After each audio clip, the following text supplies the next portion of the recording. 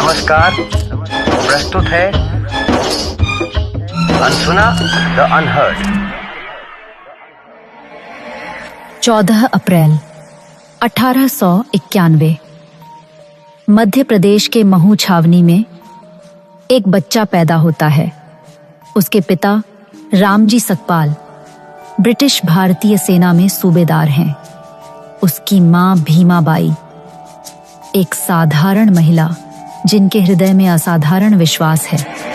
वो बच्चा है भीमराव। महार जाति में जन्मा, अछूत। जिस दिन उसने आंखें खोली उस दिन भारत पहले से तय कर चुका था कि वो कितना जी सकता है, कहां बैठ सकता है, कहां पानी पी सकता है। मैं उस घर में पैदा हुआ जहां मेरे पिता ने देश की सेवा की, लेकिन उस देश ने मुझे एक ही चीज दी जन्म लेते ही, वो दाग जो मैंने खुद नहीं चुना, जाति जो मेरे खून में नहीं थी लेकिन दुनिया की नजरों में थी। सन 1900 रामजी सकपाल अपने बेटे को सतारा के एक सरकारी स्कूल में दाखिल कराते हैं। लेकिन स्कूल में दाखिला लेना और स्कूल में इंसान की तरह बैठना, ये दो अलग बातें थीं। भीमराव को अपने सहपाठियों के साथ बैठने की अनुमति नहीं थी। वो कक्षा के बाहर बैठता था, धूल में, और खिड़की से देखता था कि अंदर क्या पढ़ाया जा रहा है। उसे पानी का घड़ा छूने की इजाजत नहीं थी।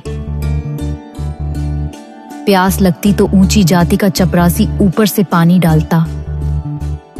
भीमराव अपनी हथेली में पकड़ता। मुझे याद है वो प्यास, लेकिन उससे ज्यादा याद है वो इंतजार। जब चपरासी नहीं आता था तो मैं प्यासा ही रहता था। स्कूल में पढ़ने आया था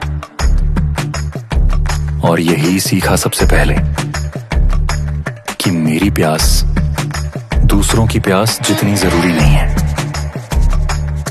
लेकिन मैं गया, रोज गया, क्योंकि पिता ने कहा था किताबें तुम्हारी जात नहीं देखती। सन 1917 भीमराव अंबेडकर अब एक पढ़े लिखे नौजवान हैं। कोलंबिया विश्वविद्यालय से अर्थशास्त्र में MA कर चुके हैं। बड़ौदा के गायकवाड़ महाराज ने उन्हें पहले छात्रवृत्ति दी थी। शर्त थी, पढ़कर वापस आओ और राज्य की सेवा करो। वो वापस आए।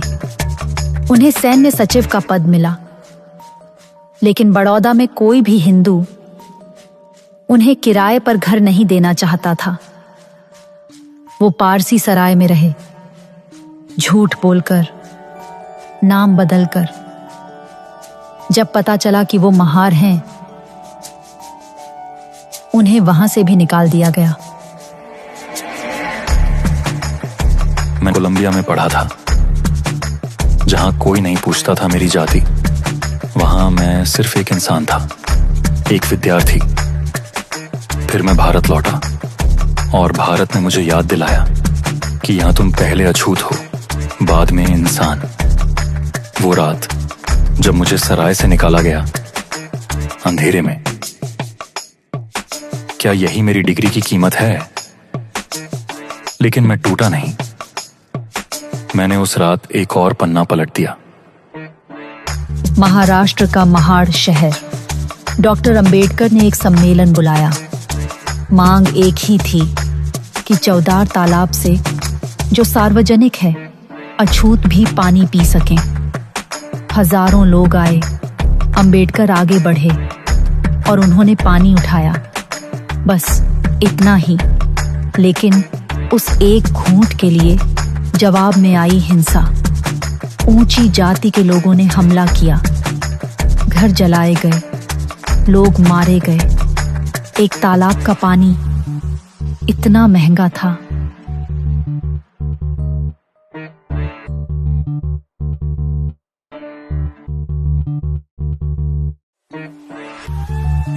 पानी पिया, सिर्फ इसलिए नहीं कि मुझे प्यास थी। मैंने पिया क्योंकि वो हमारा हक था, एक इंसान के रूप में।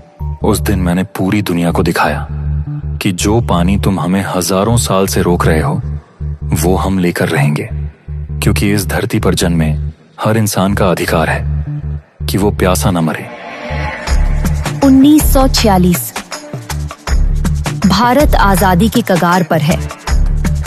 अंबेडकर को संविधान सभा की मसौदा समिति का अध्यक्ष बनाया जाता है। वो बीमार हैं, डायबिटीज, आंखों की रोशनी कम हो रही है, लेकिन वो रातों को जागते हैं। 300 से ज्यादा बैठकें, 2000 से ज्यादा संशोधन। हर अनुच्छेद में उन लाखों लोगों की आवाज है जिनकी आवाज कभी सुनी नहीं गई।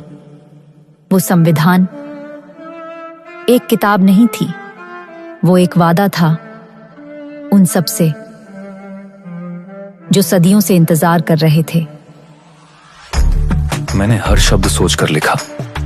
जब मैंने समता लिखा, मेरे सामने वो बच्चा था जो कक्षा के बाहर धूप में बैठकर पढ़ता था। जब मैंने स्वतंत्रता लिखा, मेरे सामने थी वो रात जब मुझे सराय से निकाला गया था। जब मैंने बंधुता लिखा, मेरे सामने थे वो सब लोग जो आज भी अदृश्य हैं। यह संविधान मेरी प्रतिशोध की किताब नहीं है, यह मेरी उम्मीद की किताब है। इसे पढ़ो, इसे जियो। 6 दिसंबर 1956 बौद्ध धर्म ग्रहण करने के महज 7 हफ्ते बाद अंबेडकर अपनी नींद में ही चले गए। मैं जानता था मेरे पास वक्त कम है, लेकिन मैंने हर पल जिया पूरी तरह। उस बच्चे के लिए जो खिड़की के बाहर बैठा था, उस औरत के लिए जो भूखी रही ताकि मैं पढ़ सकूं, उन लाखों के लिए जो अभी भी इंतजार में हैं। मैं जा रहा हूं, लेकिन संविधान रहेगा, धम्म रहेगा, और तुम रहोगे। बस एक बात याद रखना, शिक्षित करो, संगठित करो, संघर्ष करो, क्योंकि आजादी मांगने से नहीं मिलती, वो जीनी पड़ती है। वो चले गए, लेकिन वो अनसुने नहीं थे। आज हर वो बच्चा जो स्कूल जाता है, हर वो इंसान जो वोट डालता है, हर वो औरत जो अपने अधिकार मांगती है, वो सब अंबेडकर की भाषा में बोलते हैं। चाहे उन्हें पता हो या ना हो, यह गाथा अनसुनी थी। आज हमने सुनी।